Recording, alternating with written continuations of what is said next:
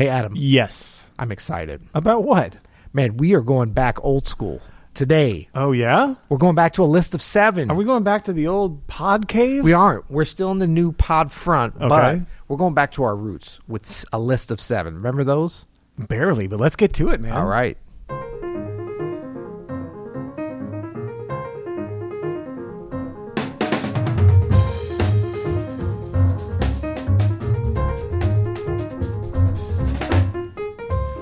I'm Adam Manis. And I'm Peter Martin. And you're listening to the You'll Hear podcast. Jazz. Explained. Explain today, Peter. We're going back to our roots. You can't grow up if you don't go down. You know That's what I mean? right. I mean, you know, we get excited about the new features, the new digs, new friends, new music and everything. But the lists really pull us in. I mean, that's It's our bread and butter. That's our OG glory as well. Totally. Our bread and butter for sure. We definitely sowed our oats. We made our beds. What is another? We made our bed. Now we got to sleep in it. Now we got to sleep in it. No. But we came up on lists of 7. That's right. 7 our favorite albums. 7 iconic solos. Why 7? Because it was lucky for us for some reason. It just works. It just works. Yeah. All right. Well, this is great. Okay. So don't forget. So a couple of principles with the list of 7. Like and subscribe. No, leave. No, we're going back old school with that too. Not like and subscribe. This is an audio Leave podcast. a rating or review. Rating and review. We read every one. We just lost track of them. And in honor of the 7 list of 7, leave a 7-star rating. That's right. It's an impossible thing to do. It is not impossible. But you can add your own stars to it. Do it manually. 7 stars. Don't we be love afraid. those rating and reviews. Peter will read them out loud here as soon as he discovers where he has no idea where they are. They folks. used to just pop up on our messaging system, and they don't. But we're going to find them. So please leave us a rating review because it makes us feel good about ourselves. But more importantly, it spreads the love with the podcast, which is still growing. Believe it or not, I'm amazed that Is it though? No, it is. It is. I met a gentleman. The downloads are. We don't disclose our numbers because we forget them. We get confused by them, but it is growing. And I met a young pianist in Chicago recently. I was in Intelligentsia Coffee. Big shout out to them. I don't know why. Good coffee. It is good coffee. That's my spot usually when I'm in the downtown or Printers Row neighborhood there. I was in there and somebody came up to me with headphones on, turned out to be a young pianist, and said, "Are you Peter Martin? I'm listening to your podcast right now. You'll hear it." And he had headphones on. So. Wow. Yeah. Well, shout out to all of our piano friends in Chicago and everywhere, all over the world. Again, leave us a rating and review. Give us a shout out. Wherever you listen to this podcast. Wherever you listen to this podcast. All right, so let's get to it. Peter, what is number 1? Well, we didn't tell them what we're talking about today. I know they probably saw the title. Oh, yeah. Okay. Don't get ahead of yourself. No, fair enough. 7 ways to make your listeners love your music. To make your listeners. I like that. Getting dogmatic. We're getting dogmatic, which is kind of our OG origins as well. Totally. Okay, number 1, and this is not in any particular order, but number 1 is to be authentic. That's right. If you don't love the music you're making, they're not going to love it either. That's right. Yeah. So how can we be authentic, though? That's a great thing to say. Nobody wakes up and says, "Oh, I hope I can make some inauthentic music for my listeners today." So, honestly, being authentic and creating authentic music that you love is, I think, harder than learning how to play an instrument. It's a lifelong process. It's a hugely important part of the creative process. As a creative person, you have to first learn how to make a bunch of stuff, right? And then once you learn how to make a bunch of stuff, you have to learn how to choose not to use all of the stuff you make and trim the fat on it. Make sure that you have the best of your output, right? So being authentic means that if it doesn't spark joy in you, to borrow a phrase from Marie Kondo here, if your music, if there's a tune that you're just like, you just keep playing, even down to like if there's a voicing where you're like, why do I play that? I don't like the way that sounds. Don't play it anymore. Right. You know what I mean? Like only play things, only create things that you love. The better, and listen, you're never ever going to hit 100% on that ever. That's not. I did one time. It was only for one course, though. Yeah, well, I just heard this phrase actually that when you are sailing by the stars, right? Yeah. You can use the North Star, but as your guide to go north, but you're never actually going to get to the star itself, right? It's just the guide to get to point in the direction. Way to burst my nautical bubble there, buddy. Oh, you think you're going to sail to the north? I thought until 10 to seconds Polaris. ago. No, but you know what I mean. Like that direction that you're aiming is more important than reaching the goal. But having somewhere to go is important. So you don't feel bad if I played something that I didn't absolutely love. That's okay. But as long as you're kind of keeping this as a big part of your creative process, it's not just about making stuff. I mean, it is about making stuff, but it's also about knowing when not to do things, when to let things go, and really just getting to know yourself and what you love. Yeah, because I think a lot of times the inauthenticity comes across when we want to be loved by our audiences. We want to play great stuff, so we take, and this is great segue into number 2, because this is actually going to contradict number 2. But it's like we take other people's phrases or ways of playing or stories and say, well, that's better than me. Like, that sounds better. Thelonious Monk sounds better than me, so I'm going to play his stuff. And then you come across doing it in an inauthentic way. So we'll get right here to number 2. Number 2 is to steal. Good musicians borrow, great musicians steal. And to your point here, Peter, about Thelonious Monk, if you really, really love what Thelonious Monk is playing, and then you play it in your own way, in a way that you love, that's the key. That's authentic. That's where people miss it. If you try to play it like you think Thelonious Monk would want to hear it, right, or how you would want to hear Thelonious Monk play or it, just by imitating it like down to every detail and thinking I can do it almost as good or as good. I'm going to play the exact same thing. That's not authentic. That's not authentic. But it is authentic if it's truly a part of you. It's truly something you love, and it comes out naturally. Also a key here. Yeah. Then, like, it's not contrived or forced. Then plus, we don't have to steal. We don't. When we say steal, there's a lot of things we can steal, right? Yeah. You can steal the vibe. You can steal an idea. You can steal a concept. Everybody always thinks base level with this. Like, I want to steal a exact phrase from somebody. You don't have to do that. You can. There's a lot of other things, in the realm of ideas that we can take, that we can be inspired by, that can really inform our own artistry and add to our authenticity, not take away from it. That's right. So number 3, Peter, what do you got? Yes. Okay. So this is we're talking about ways to make your listeners love your music, right? Mm-hmm. You got to give them your music. You got to feed them your music. A lot of times, like, we want to get it. We want to let the music be trapped in the lab, trapped in the studio. We've got to get it out, and we have to get it out consistently, because people aren't going to love something they don't hear. It's not enough to just occasionally do something. You've got to put a schedule to it, some kind of release schedule.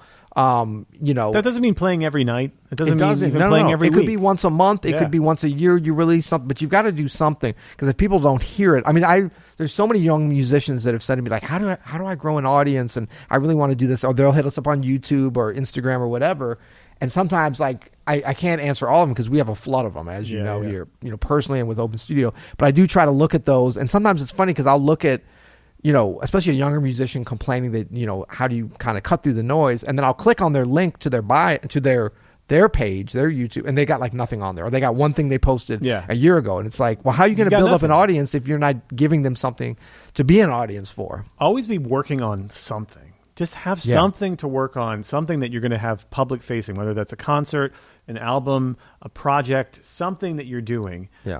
I mean, there's going to be time for reflection and time for rebuilding, baked into that, but always have some kind of idea of what's next, because you just need to keep moving forward. Like, you just keep like having that forward propulsion, even if it's not that great, it's better than nothing. Like, it just keep going. It's like people don't want to face who they are. That's why they don't play. That's why they don't release that, because they're like, oh, I got to get to a certain point. You have to accept where you are now, then let people, judge you negatively and push you. Well, and you have to push you into a dark place. Like, back to the number 1 of be authentic and that editing process, right? Yeah. You have to have reps at that. Yeah. You have to have sets and reps at that editing process, and that doesn't happen if you don't do anything. Right. Right. That's why I always say ABC. Always be creating. That's right. Okay, so number 4 is don't be afraid of the niche. Listen, you can't please everybody. You can't? Right? I'm a people pleaser. I know you are, but you can't expect that everyone under the sun is going to like your music. So don't worry about the people that don't like your music. Just find more of the people that do like your music, because there's probably a good chance there's a good chunk of people out there that like what you're going to do. Realize who those people are. And get your music in front of their ears. And serve them. Exactly. Feed them the music.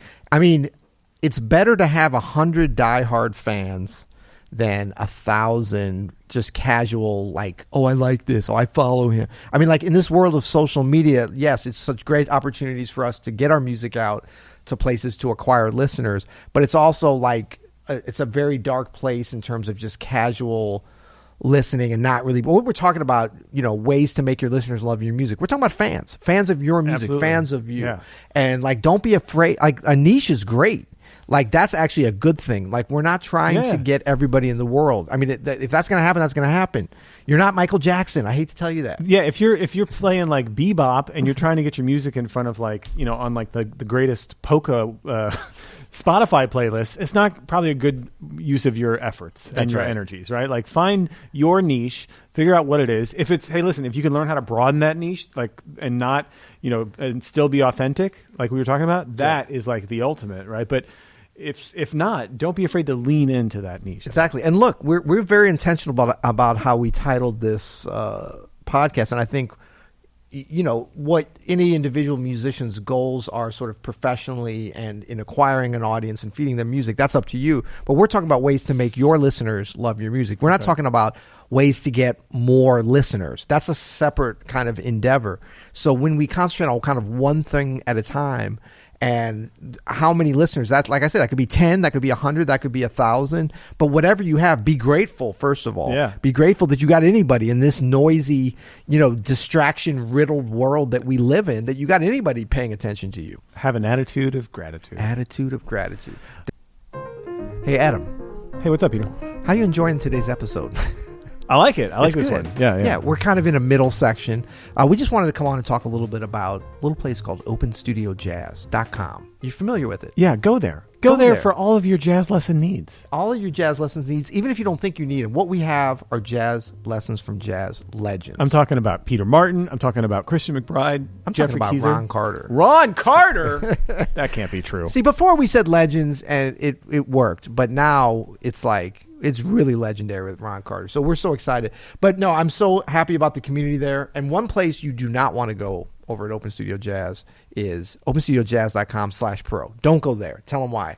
Because you're not ready for it. You can't handle Open Studio Jazz. What is it? Say it again for the people. Open Studio Pro. Yeah, don't go there. openstudiojazz.com/pro. Do not go there. Now back to the show. There's gratitude is just attitude with the I love added to it. On that note, we'll be right back. And we're back. All right, Peter. Number that was 5. a nice little promo there. I like that, by the way. Yeah, that was cool. Number 5. What do you got? Number 5.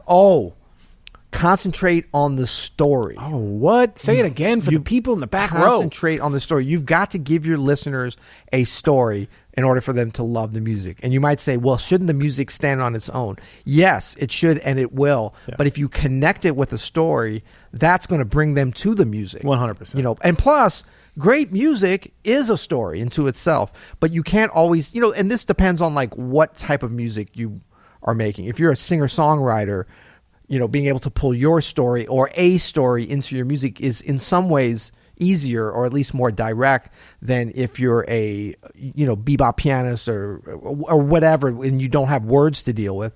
But regardless, like you have to give people a reason to understand what it is you're doing besides just your perceived brilliance of yourself as a musician. I mean, it can do nothing but help to have some kind of personal story, some kind of narrative, like what is it, Bob Dylan famously? I mean, he named himself Bob Dylan. Yeah. But then like started a basically lore that he moved to join the circus or something. I forget what it was, but it's something like he created a backstory. Yeah, backstory, exactly. And that's like the most extreme version, but it worked for Dylan. Yeah, ever heard of him? Ever heard of him? But that kind of lore, though, I mean, in a lot of stories of our favorite musicians. I'm a sucker for it. Totally, man. Yeah.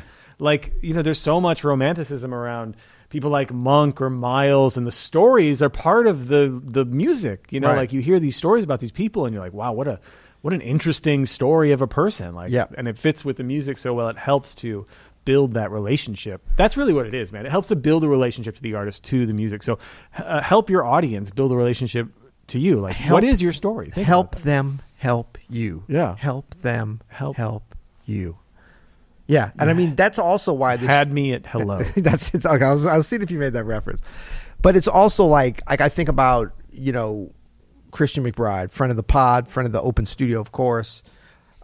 He's so good. Like he has an audience and listeners that love his music because he's such a great player, right? But he still has this uncanny ability to weave stories into the live performances, which makes it so compelling.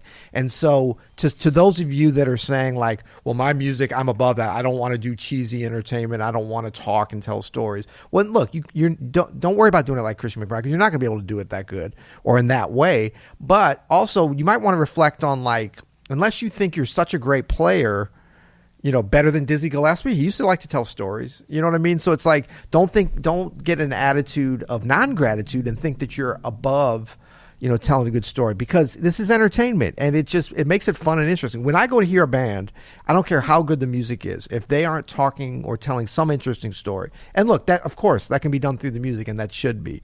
But the story of the band and how the people interact, it's fun. It's interesting. That's right. So number 6, Peter, is... Don't be busy AF. Busy, what is AF?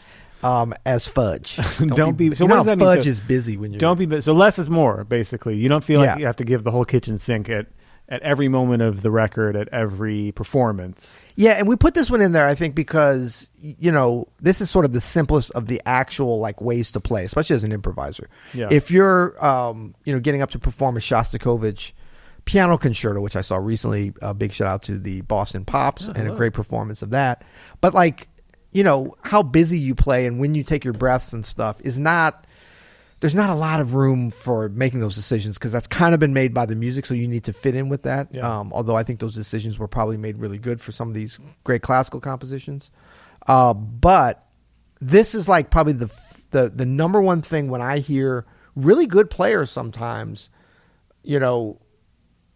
not giving their music, their ideas, their story, through the music and otherwise, a chance to breathe. I think sometimes even on this podcast when we're speaking, I think about that and like, pauses and breaths and stuff, how it can make the same information, the same sentences, the same sentiments, the same ideas sparkle and really be lovely to listen to, even more so once you get that kind of cadence and pacing correct. Yeah, this is all about, ways to make your listeners love your music. Give them a little space to love it. Like, let them absorb what you're doing. Because if you're doing all these other things and you're playing great, you still have to give them the time during the story, during the performance, during the solo, like at all the different levels to love your music. Sometimes it's like too much of a good thing. Like, you go to a restaurant, a great, our friend down here, Rob, how many courses is the tasting menu?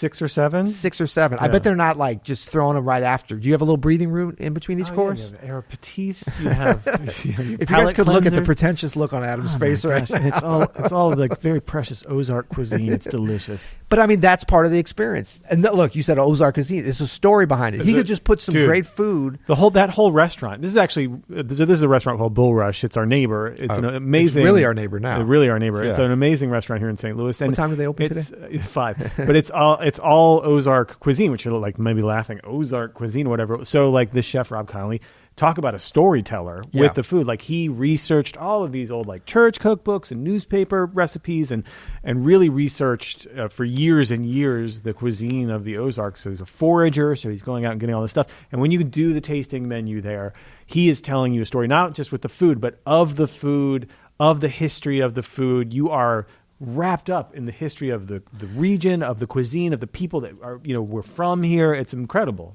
And with the words and with the menu, it's not just a story only through the food. You'd have to be like a genius of food to understand it just from like, and have a kind of palate and experience and worldliness that most of us don't have. You probably do. But that's a great analogy because he did all that research so that he could make the food great. Yeah. Which he did. I mean, he's a James Beard winner. He's the real deal.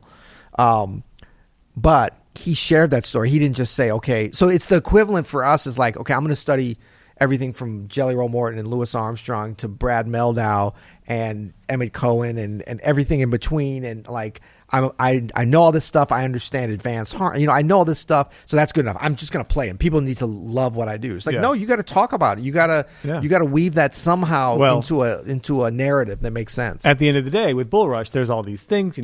They're saving seeds. They have a historian on staff at a restaurant. What? But like at the end of the day, the food is killing. Exactly. Like, without the story, you got to deliver it. Exactly. And so I think here with your less is more with number 6. Don't be busy AF. what you're saying is just make it sound good. Make it sound good. Right, That's really all it is. Okay, which that leads us to number 7. And this is kind of we used to do this, remember? This is kind of if all else fails. If all else fails, pander to your audience. Listen, if you got to show a little leg, you got to show a little. You know what I mean? Yeah. You got to play a current, top 40 hit. Yeah, little covers, play some standards. You got to do what you got to do. Yeah. I mean, if you're Warren Wolf, put on a tight shirt, do whatever it takes. Yeah. If all else fails, too, Peter. Just play the right note. Just play the right notes. That's right. We joke, kind of. But I mean, do what you got to do. Because, look, music is to be enjoyed, and it's to be savored, and it's to be listened to. That's right. So once you do start to connect with your listeners and identify your listeners, those 100. Your dear listeners. Yeah, your dear listeners. And look, the first 100... that to some of you that sounds like a whole lot. To some of you that sounds insignificant. But regardless, you're going to hit 100 diehard fans at some point. Yeah. And I think you, with your band, the 442s, is a great example of this. You have more than 100, but you've got probably that first 100 that are core that you guys learned how to get people to love your music, not by changing or by pandering even really, but by crafting a story and a sound and a lot of these things, a consistent, not being afraid of what that niche was and not being like, we have to cram it into jazz or classical or folk. I mean, if we're getting back to personal philosophies, I'm not afraid of a niche, man. That's right. I live in the niches. But then you really, coddled in a great way those 100 fans and then built it from there and said, okay, we're going to go find some more of these people by being ourselves, being great, but also by telling your story. I feel like we're talking about the podcast too, buddy. Exactly. It's all the same thing. Well, thanks everybody who stuck it around. This is our first list of 7 in a while. Let's not forget a key tenet of this, which we often forget. Wait, check it out. That was 7. 7 stars. That's 7 stars. No. We need to do a wrap up here. So number 1 was be authentic. Oh, the wrap up. Number 2, steal. Yes. Number 3, don't forget to feed them your music. Consistency is king. Number 4, don't be afraid of the niche. Number 5, have a story. Give them your story. Incorporate that with your music. Is it niche or niche? It's both. It's both. Number 6, don't be busy AF. Less is more. Yeah. Number 7, if all else fails, pander. I liked it. Good job, Adam. Good job, Peter. Until next time. You'll hear it.